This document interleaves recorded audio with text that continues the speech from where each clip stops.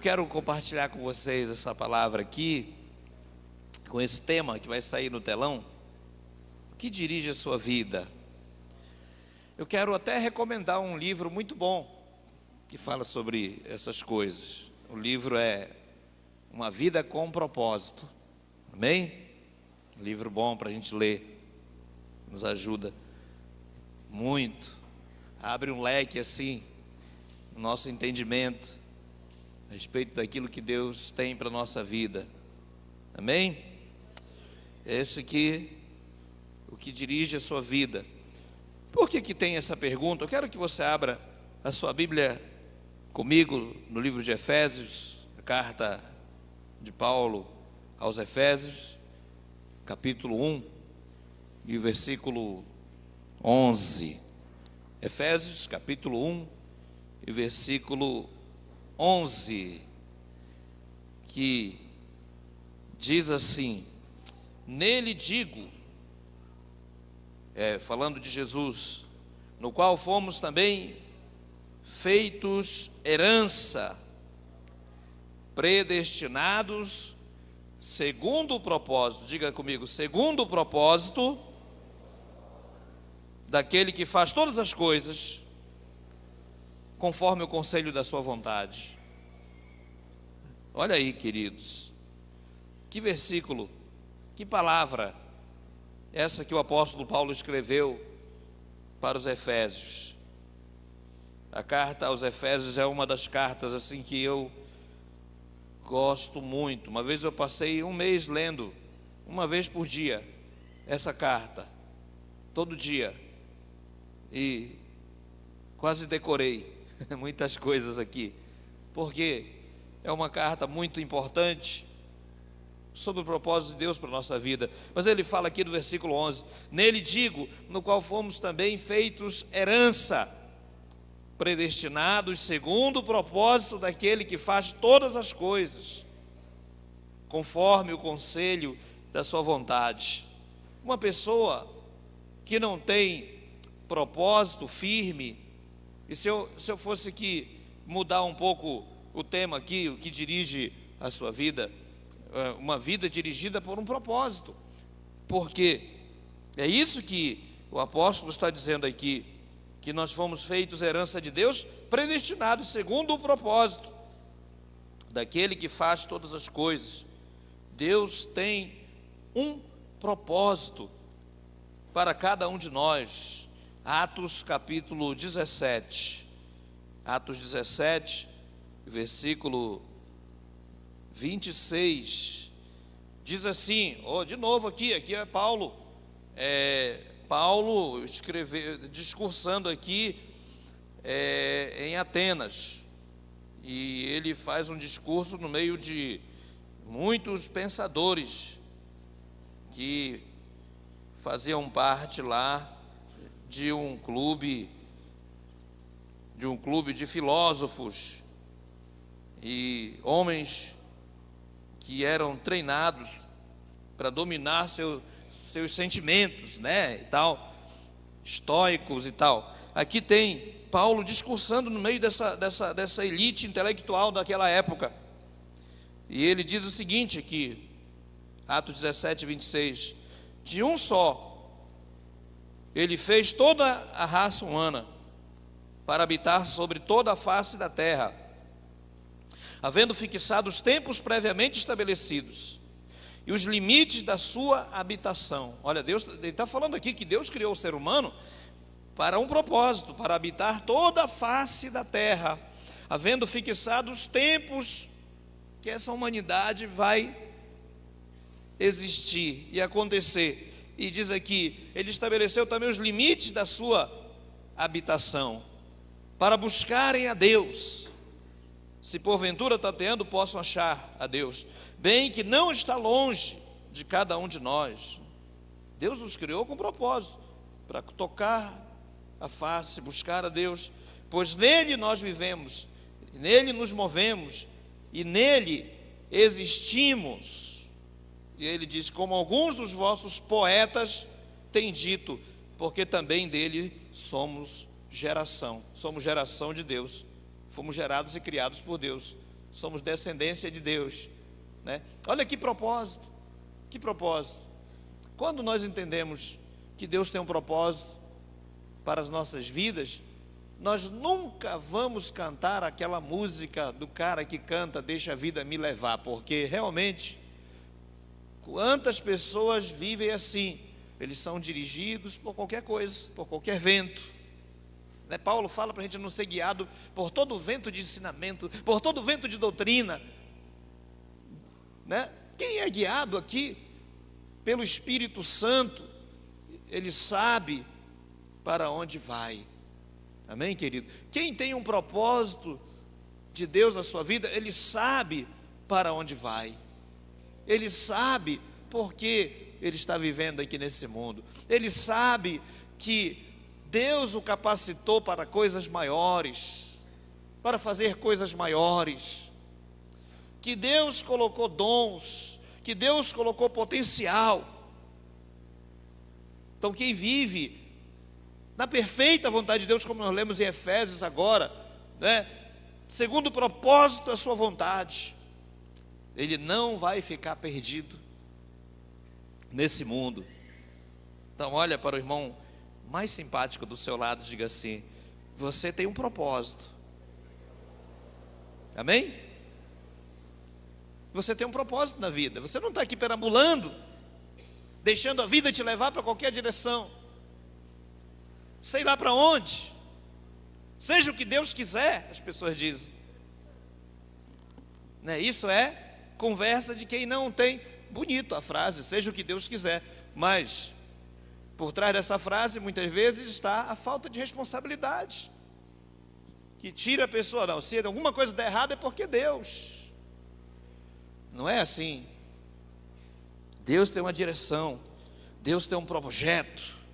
Você faz parte desse projeto de Deus aqui nessa terra, amém, querido? Você não nasceu por um acaso, você não nasceu porque, né, aconteceu e você nasceu. Não, Deus projetou a sua vida, Deus projetou. Você faz parte de um projeto de Deus, ainda que seja uma obra inacabada, mas Deus vai completar. Filipenses 1,6 fala que aquele que começou a boa obra em vós, ele há de completar até o dia de Cristo Jesus. Amém? Ele vai completar. Nós não somos perfeitos, nós não somos perfeitos, estamos crescendo, estamos aprendendo, estamos aqui olhando para o autor e consumador da nossa fé, para ter a inspiração de uma vida correta, de um caráter correto, de uma vida justa, olhando firmemente, como disse o escritor de Hebreus, para o autor e consumador da nossa fé. Se nós estivermos olhando para ele, nós não vamos nos decepcionar, amém, queridos? Quando nós olhamos para as pessoas, quando nós somos focados em pessoas, nós podemos nos decepcionar, mas quando nós estamos com os nossos olhos fictos em Jesus, nós nunca vamos viver uma vida decepcionada, amém? Porque Ele é o modelo, Ele é o autor e consumador da nossa fé, Ele é a referência da nossa fé em tudo o que nós podemos viver. Então muitas pessoas, elas não sabem porque elas estão aqui nesse mundo. Dizem que tem 5 perguntas que nós precisamos responder para poder saber se a nossa vida faz sentido, né? Uma delas é: de onde eu vim? Eu vim, aquela teoria da evolução, aquela teoria lá, o pensador Charles Darwin disse lá, outros já disseram que nós viemos lá, não sei de onde, nós passamos por várias formas de vida, macaco, chegamos a gente. Não é assim, não é? De onde eu vim? Nós fomos criados por Deus, foi Deus que nos criou. Outra pergunta importante é: por que nós estamos... Aliás, quem sou eu? Né? Uma pergunta importante. Quem sou eu? Quem é você? Você é filho de Deus. Você é geração de Deus, como nós lemos aqui no livro de Atos. Nós somos geração de Deus.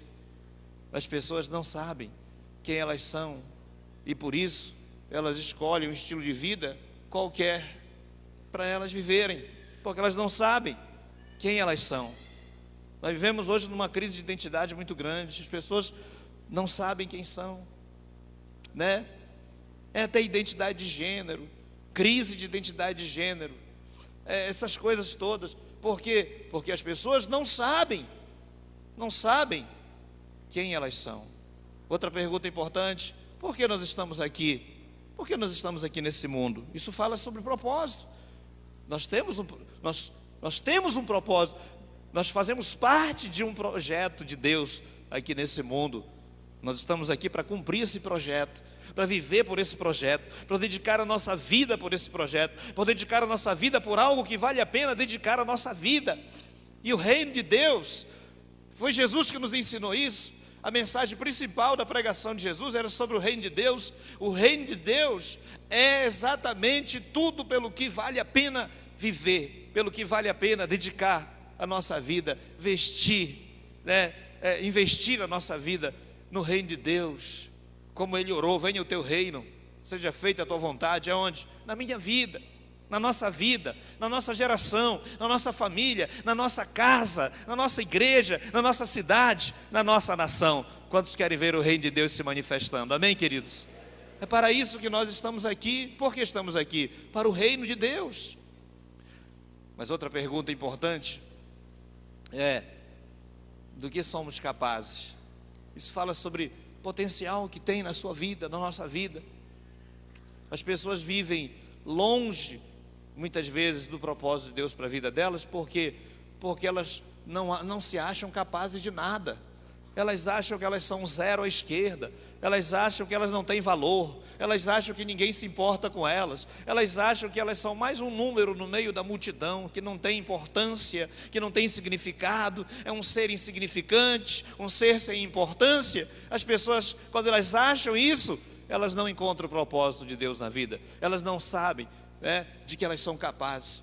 Para de falar, querido, não estou aqui supervalorizando o humano, eu estou só dizendo aqui que nós fomos criados à imagem e semelhança de Deus, e que Deus nos dotou de muitos dons, de muita graça, de muita capacidade para fazermos coisas maiores do que nós pensamos que nós somos capazes de fazer. Amém, queridos? Jesus disse: aquele que crê em mim fará as mesmas obras que eu faço, e outras maiores fará, porque eu vou para junto do Pai. Então, está na nossa mão o poder, a autoridade, a graça de Deus. Toda autoridade me foi dada no céu e na terra. A autoridade que Jesus tinha e operou, atuou sobre a terra, foi dada para mim, para você, para a igreja do Senhor Jesus operar nesse mundo. Amém? Dá uma olhada de novo para o irmão aí, mais bonito do seu lado, diga assim: você tem muito potencial. É ou não é? Você não é um zero à esquerda. Mas uma outra pergunta que as pessoas às vezes que é importante para nós é: para onde vamos? Para onde vamos? De onde eu vim? Quem sou eu? Por que estou aqui? Do que sou capaz? Para onde vamos? Muitas pessoas nesse mundo não sabem para onde vão. Mas aqueles que têm certeza da sua salvação sabem para onde vão. Amém, queridos? Nós não estamos aqui para viver 80, 90 anos, ou 100 no máximo que as pessoas podem chegar, sei lá quantos anos, e depois de tudo isso acabar com tudo. Acabou, pronto, acabou. Foi mais uma vida que passou pela eternidade, um pinguinho no meio do universo, acabou tudo. Não, queridos, haverá um novo céu e uma nova terra, diz a palavra de Deus. Apocalipse 22 está esperando por você. Amém? Como nós lemos aqui o apóstolo Paulo dizendo aqui no livro de Atos: olha, de um só fez toda a raça humana para habitar sobre a face da terra, havendo fixado os tempos previamente estabelecidos e os limites da habitação dessa raça humana, dessa raça especial. Nós não somos anjos, nós somos seres humanos, fomos criados assim como os anjos foram criados. Os anjos para operarem, para habitar no céu. Nós estamos aqui na face da terra. Na eternidade, Deus tem preparado coisas maiores para nós. Só sei dizer uma coisa: no Apocalipse 22 diz assim: e haverá um novo céu e uma nova terra, onde habita a justiça, e onde é que nós vamos morar. Amém, queridos? Glória a Deus. Você está com dúvidas sobre a sua eternidade? Eu creio que não. Eu creio que não. Mas as pessoas que elas não têm esse propósito na vida delas, elas são dirigidas por qualquer sentimento. Um deles é sentimento de culpa. Quantas pessoas perdem o propósito de Deus para a vida delas por causa da culpa? Elas se sentem culpadas o tempo todo, porque elas falham, elas erram, elas se condenam pelo que elas fizeram, pelo passado delas, pelas coisas que acontecem no dia a dia, e elas ficam debaixo daquela depressão. Eu errei, eu sou culpado mesmo, eu não tenho valor. E porque elas vivem o tempo todo debaixo desse sentimento, elas vivem depressivas, deprimidas, elas têm uma visão errada da vida, elas têm uma visão errada do propósito. E quantas pessoas vivem assim, queridos? A culpa não é um sentimento só porque nós achamos que fizemos alguma coisa errada diante de Deus, mas também é um sentimento quando nós fazemos alguma coisa errada contra aquilo que nós cremos que é certo. Às vezes o que nós cremos que é certo, às vezes é errado. E quando nós fazemos alguma coisa contra aquilo que nós cremos que é certo, nós também nos sentimos culpados. Mas especialmente a culpa das pessoas, que elas sentem culpadas, é porque elas acham: eu pequei, eu errei, eu já fui terrível no passado, eu fui essa pessoa que cometi muitos erros. Ei, você cometeu muitos erros, mas você deu a volta por cima quando você entregou sua vida para Jesus. Amém?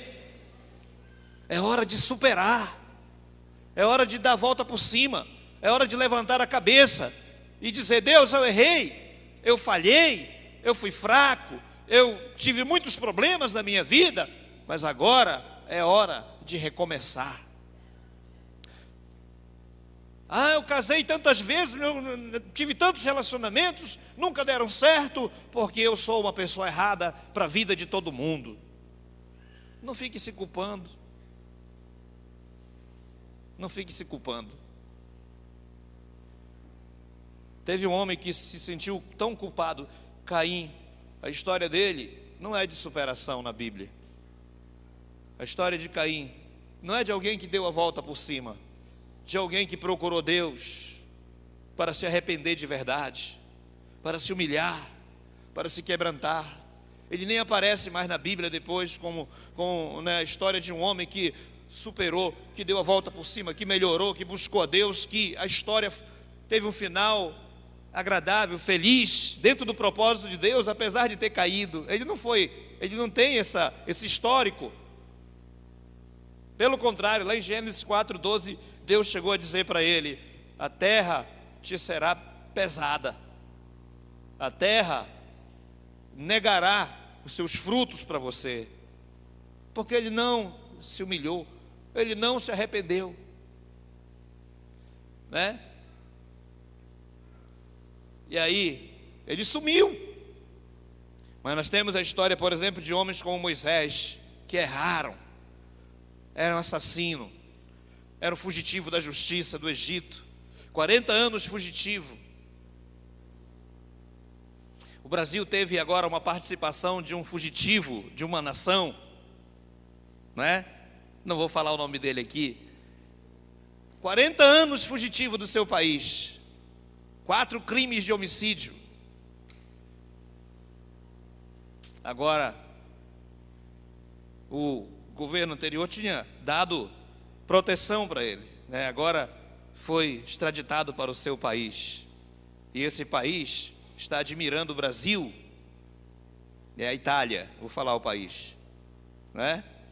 Está admirando o Brasil pela postura que tivemos agora. E eles disseram: ficamos felizes, porque agora a justiça será feita, a justiça será cumprida. Então, Moisés era essa pessoa,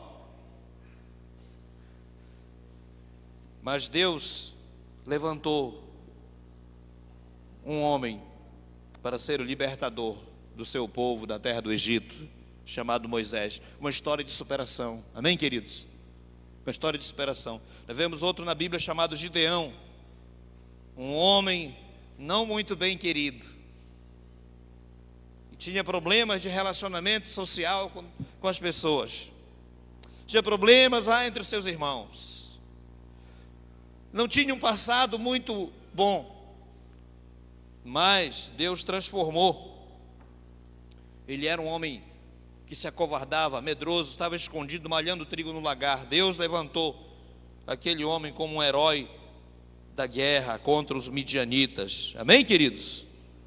Então, eles deram a volta por cima. Quando as pessoas se culpam, se condenam, se martirizam o tempo todo, tem aqueles homens que, se chicoteiam, se martirizando. Não, eu tenho que sofrer, eu tenho que sofrer. As pessoas, quando elas se sentem assim, elas acham que elas têm que sofrer. E se eu acho que eu tenho que sofrer pelos meus problemas, pelos erros que eu cometi no passado, se eu fico achando isso o tempo todo, tudo que eu vou encontrar pela frente vai ser sofrimento. Foi o que aconteceu com Caim.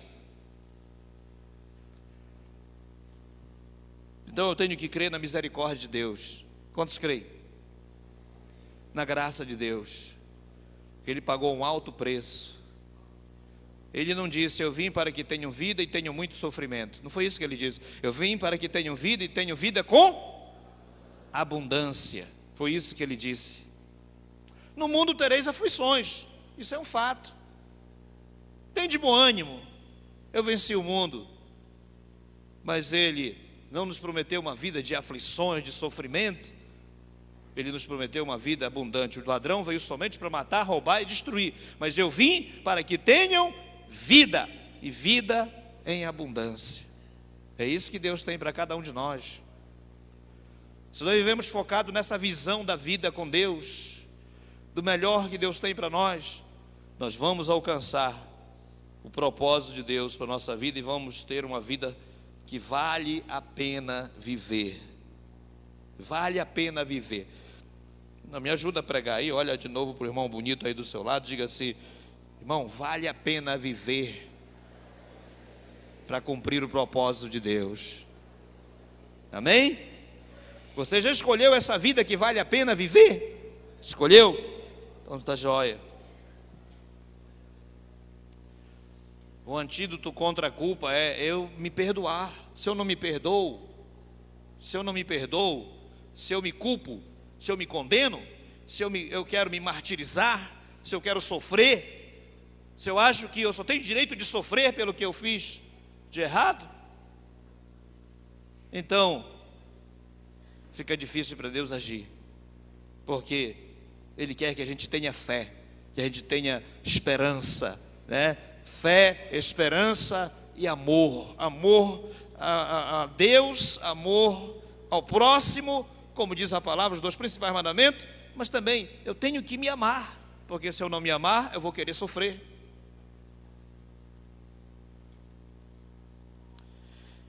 As pessoas muitas vezes são levadas por esse sentimento de culpa. Segundo sentimento que pode dirigir a vida de uma pessoa para o lado errado: sentimento de rancor, de mágoa, de raiva, de insatisfação. E aí o que você puder e quiser escrever aí.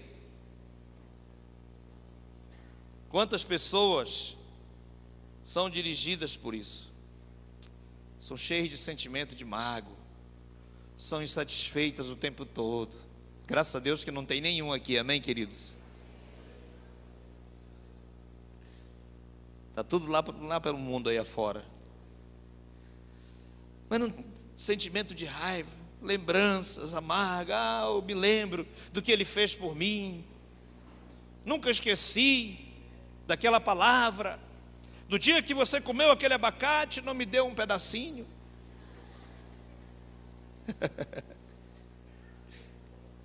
Faz 33 anos 3 meses e 7 dias. Lembra até os dias.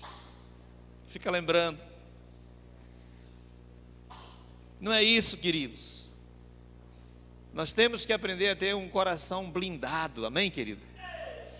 É verdade. Se a gente é aquela esponja que vai sugando problema, aí vai enchendo de rancor, de raiva, de ressentimento, de amargura, e começa a ver todo mundo não presta, rapaz, só tem traíra, só tem gente mal, todo mundo é mal. Não é mal não, irmão, tem muita gente boa nesse mundo, amém, queridos? E quem for mal vai ficar bom, em nome de Jesus.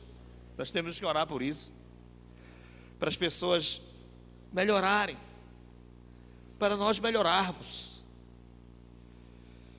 Mas não podemos deixar o nosso coração ficar remoendo aquelas amarguras, aquelas lembranças, aquelas coisas que aconteceram com a gente, que alguém fez conosco. Se na culpa nós temos que perdoar nós mesmos, nesse aqui, o antídoto para esse aqui é perdoar, é viver perdoando os outros. Amém? Ao invés de xingar alguém que lá no trânsito cercou, fechou você e tal, aí ao invés de você xingar, eu te perdoo em nome de Jesus. Glória a Deus.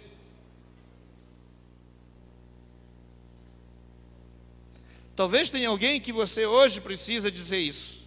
Olha, pedir perdão, me perdoe. Também isso faz parte. Me perdoe. Pedir perdão não é brincadeira. Vai chegar, me perdoe, irmão. Me perdoe por qualquer coisa. Isso daí não é pedido de perdão. A Bíblia fala que nós temos que pedir perdão quando nós ofendemos. Quando a pessoa, às vezes nós não ofendemos, mas a pessoa se sentiu ofendida, então aí eu vou pedir perdão. Ou quando nós pecamos, erramos, e aí, para que não haja nenhuma carga de ressentimento dentro de nós. Eu sempre gosto de usar essa ilustração aqui. Se a pessoa não tirar o lixo do banheiro por uma semana, o que acontece com o banheiro? Cheiroso não vai ficar, amém, querido? Não vai ficar não. Deixa um mês lá o lixo do banheiro, vai só colocando lá nos sacos lá, de preferência um saco aberto, né? Mas é assim conosco. Às vezes nós queremos carregar um monte de lixo emocional aqui na nossa vida. Fulano de tal, não, aquele ali eu vou passar longe dele, aquele ali também. Irmãos, nós somos crentes, amém, queridos? Nós somos cristãos. Cristãos amam, cristãos perdoam, cristãos oram uns pelos outros. Você pode ter problemas, as pessoas têm problemas, as pessoas erram, claro, nós erramos muitas vezes,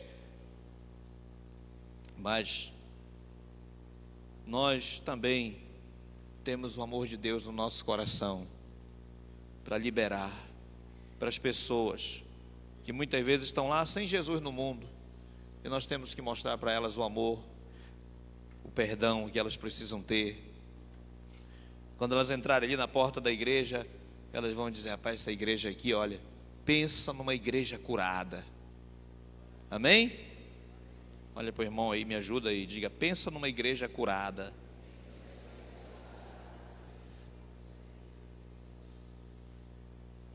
Temos que decidir que a nossa vida não vai ser uma esponja que absorve todos os problemas, senão a gente vai ficar insatisfeito para o resto da vida, e condenando e acusando os outros e tal, e achando falha. Eu tenho 10 motivos para odiar aquela pessoa. Mas não, você não vai procurar os motivos para odiar, você vai procurar os motivos para amar. Então libera perdão, perdoa, pede perdão. Glória a Deus. Sim ou não? Amém, irmãos? Então veja bem, Efésios 4:26 diz assim: não deixe com que o passado se perpetue. Mais ou menos uma tradução aqui Não deixe com que o passado se perpetue na sua vida, mas vença o passado, essas lembranças ruins. Jó capítulo 5, versículo 2, ele diz que ficar amargurado, mais ou menos essa interpretação, ficar amargurado e desgostoso é falta de juízo. Irmãos, eu admiro Jó, porque Jó perdoou a sua esposa, amém, queridos? Amém? Jó perdoou a sua esposa. Quantos já pensaram nisso? A mulher chega com ele e diz assim: amaldiçoa teu Deus e morre. Seu miserável, não, seu miserável não tem na Bíblia, viu? Eu estou colocando aqui. Se a mulher deseja que o homem morra, que o marido morra, mas depois ele perdoou ela, ainda teve mais 10 filhos com ela, será que ele amou essa mulher? Teve 10 filhos, teve o dobro de tudo, né? Então, irmãos, esse é o coração. Terceiro, as pessoas muitas vezes são quem é guiado por esse sentimento aqui de medo, pode perder o propósito de Deus para a sua vida. Muitos são dirigidos pelo medo. O que vai ser amanhã? Meu Deus, Senhor, já amanhece orando, não é com fé, mas amanhece orando já com medo. Senhor, tem misericórdia, Senhor, esse mundo é mau. Deve ter Senhor, aí ele abre a Bíblia, daquele que abre a Bíblia assim: Senhor, deixa eu ver o que Deus vai falar comigo hoje. Um leão está lá fora. Vixe! Ele já lê logo esse versículo assim.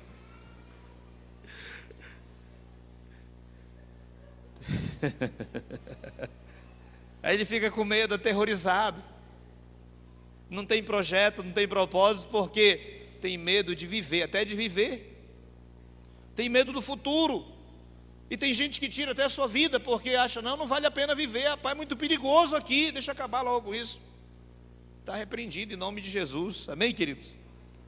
Claro que tem pessoas que sofreram de depressão, que aconteceu, não vamos condenar ninguém, mas nós não podemos. Eu li um livro muito importante, se você puder ler, é um livro pequenininho assim, Um Espírito de Medo, Morris Cerullo, o nome do autor, muito importante. Ele dá uma estatística lá: 8 entre cada 10 pessoas vive oprimida, vive debaixo de algum sentimento de medo. 8 entre cada 10 pessoas no mundo. Ele deve ter os seus motivos para colocar essa estatística lá, né? Mas as pessoas vivem com medo. Será que o Brasil vai para frente? Será que esse mundo vai melhorar? Não, isso aqui vai piorar, meu Deus, socorro, socorro, socorro. Mas quem tem Jesus é cheio de fé, cheio de ousadia, cheio de coragem. Quem lê a palavra de Deus, irmãos, não fica com medo. Agora, quem lê jornal, quem assiste aqueles programas, vive assistindo aqueles programas que só fala de morte, só de miséria, só de destruição, né? Já pega o jornal de manhã: mataram 10. Vamos deixar esse jornal da terra, vamos pegar o jornal celestial, a palavra de Deus, amém? Aí nós vamos ter uma vida mais segura, mais feliz, mais cheia de fé, mais inspirada. Quanto mais tempo eu ler, quanto mais eu meditar na comunicação do céu, aqui o jornal celestial, eu vou estar ligado com coisas boas. A minha mente vai estar lá pensando nas coisas lá do alto, não é? Vai ter problema, vai, mas problema só é problema para quem vive abaixo do problema. Agora, quem vive acima dos problemas, problema não é problema, amém, queridos? Diga para o seu irmão: você está acima dos problemas, porque seu nome está no céu. É verdade.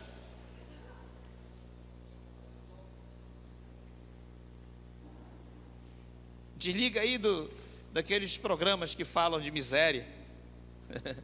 Vamos assistir outros que edificam mais a nossa fé, a nossa vida. E aí a gente vai ter mais esperança, mais segurança, mais fé. mais determinação para levantar de manhã e dizer: hoje vai ser um dia de milagres, amém? Sentimento de medo. Então, o sentimento de medo é um dos sentimentos mais paralisantes na vida de uma pessoa.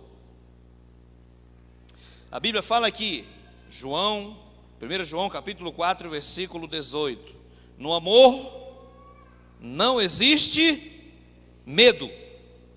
Pelo contrário, o perfeito amor expulsa o medo. Porque o medo propõe punição. O medo propõe punição. Nossos filhos não têm que viver aterrorizados pelo medo dentro de casa. Claro que tem a correção, mas o nosso lar não pode ser regido pelo medo. Amém, queridos? A nossa casa, aquele lar: olha, papai está chegando, esconde, esconde, esconde, arruma tudo, rapaz. As crianças correm para baixo da cama, correm para dentro do sei lá para onde. Fica todo mundo assim, santinho, no sentido religioso da palavra. Não é medo. Não é medo, é amor. A nossa casa tem que ser um ambiente de amor. Amém, queridos? Não de medo. Outros são dirigidos pelo materialismo. Materialismo. Porque ele diz: se eu tiver mais coisas, eu vou ser mais feliz. Ela vive buscando coisas para ser mais feliz. E nunca ela está satisfeita, porque quanto mais coisa ela tem, ela ainda está infeliz. Ela acha que ela tiver mais coisas, ela vai ser mais importante. Ela é carente desse sentimento de importância na vida dela. Se eu tiver mais um carro, mais uma casa, mais um terreno, mais um iate, mais coisas, eu vou ser mais importante ainda. Ela é carente desse sentimento de importância. Ela se sente menos importante se ela não tiver o que o outro tem. Eu te digo uma coisa: esse sentimento não é de Deus. Porque Jesus disse que a vida de um homem não consiste na abundância dos bens que ele possui. Amém, queridos? Não é nisso. Lucas 12, 15: cuidado, fiquem de sobreaviso contra todo tipo de ganância. A vida de um homem não consiste na quantidade de bens que ele possui. Isso que foi Jesus que falou em Lucas 12, 15. Não consiste na quantidade, né? Não se condene se você tem coisas, se o que você faz prospera, glória a Deus, isso é de Deus também, mas isso não te faz mais feliz, isso não dá mais significância para a sua vida, ou mais importância, porque você não depende disso para ser feliz, não depende disso para se sentir importante, para se sentir significante. Você depende do propósito que Deus tem para a sua vida, amém? Se tudo que nós temos não tiver propósito em Deus, não vale nada. Os bens podem se perder com o tempo, com as circunstâncias. Por isso a verdadeira felicidade, importância e a proteção que as pessoas buscam nos bens só pode ser encontrado naquilo que nunca poderão tomar de nós, que é o nosso relacionamento com Deus. Amém, querido? Olha só, nosso relacionamento, diga comigo: meu relacionamento com Deus é o bem mais precioso que eu tenho na vida. Amém? Bem não é só aquilo que é material.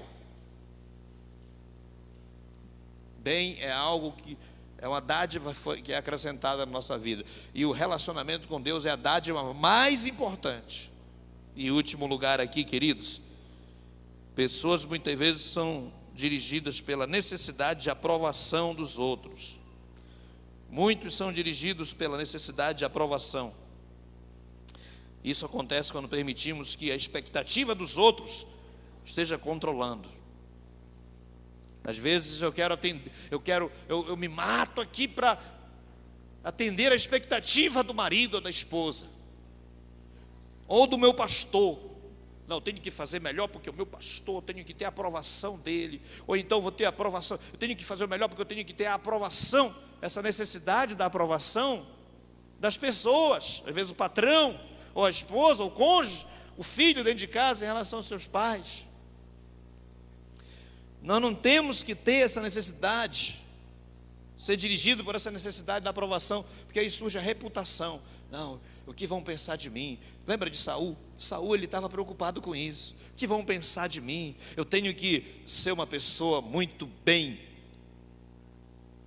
Enquanto a gente, nessa ânsia, aí teve problema de um escândalo e a reputação foi lá para baixo, aí a pessoa foi totalmente reprovada pelas pessoas.